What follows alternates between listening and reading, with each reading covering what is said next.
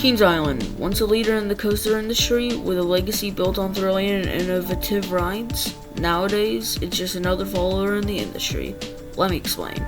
The Racers, built by PTC in 1972, stands at a height of 88 feet, reaching speeds of 53 miles per hour on its 3,415 feet of track. Opened as the world's tallest, fastest, and longest wooden coaster.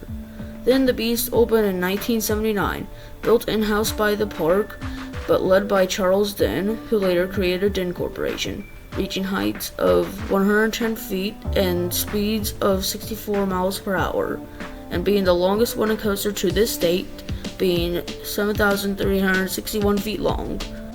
It opened as the tallest, fastest, and longest coaster as well. Opened in 1987, Vortex stood at a height of 148 feet, reaching speeds of 55 miles per hour, and the length of 3,800 feet. It opened as the tallest coaster and the coaster with the most inversions, with 6. Now finally, probably one of, if not the most iconic coaster in Kings Island history. When Paramount owned the park, they wanted something record-breaking for Kings Island. The remarkable first and only hyper wooden coaster ever built, Son of Beast stood at an astonishing height of 218 feet, with speeds up to 78 miles per hour. Not quite as long as the Beast, with a length of 7,032 feet.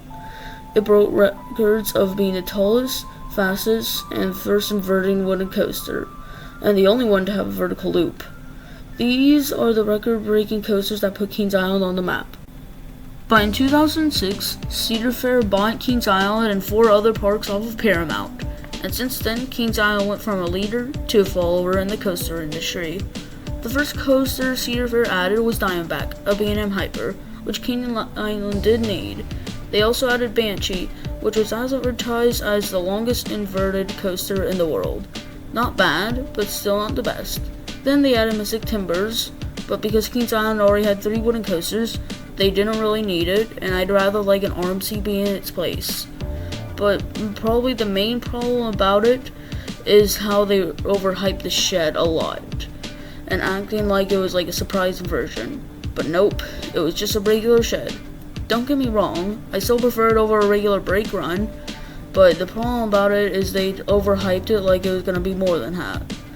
And finally, the latest coaster Cedar Fair added was Orion, which Kings Island did need a Giga, but my main problem about it is that they advertise it as the tallest and fastest coaster in Kings Island, which in my opinion should have been the tallest and fastest Giga instead of just Kings Island.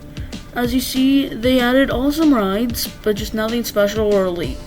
And this is embarrassing for Kings Island when you compare it to some of the other Paramount parks Cedar Fair bought. Like for example, Carowinds. Cedar Fair added Fear 325 and Copperhead Strikes.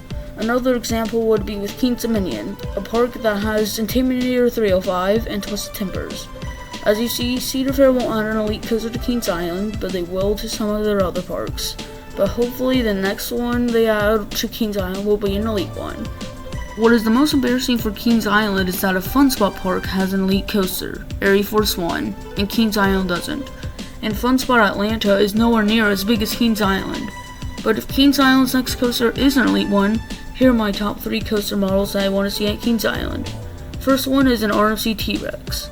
Kings Island could be the first to add this coaster model, and it could be filled from ejector airtime to positive G's, and could even possibly become the world's best coaster. The next one is the Mach Extreme Spinner.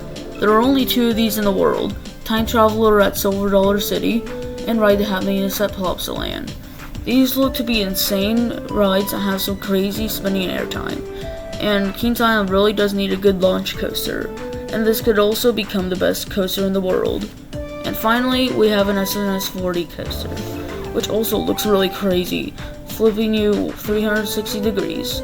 There are only 3 of these in the world, X2 at Six Flags Magic Mountain, Egenica at Fuji-Q Highland, and Dino Conda at China Dinosaurs Park. But only one of these is in America, which is the main reason why I want this coaster.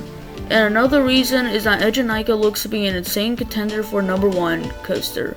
So a coaster like that but a bit better would be a fascinating fit for Kings Island.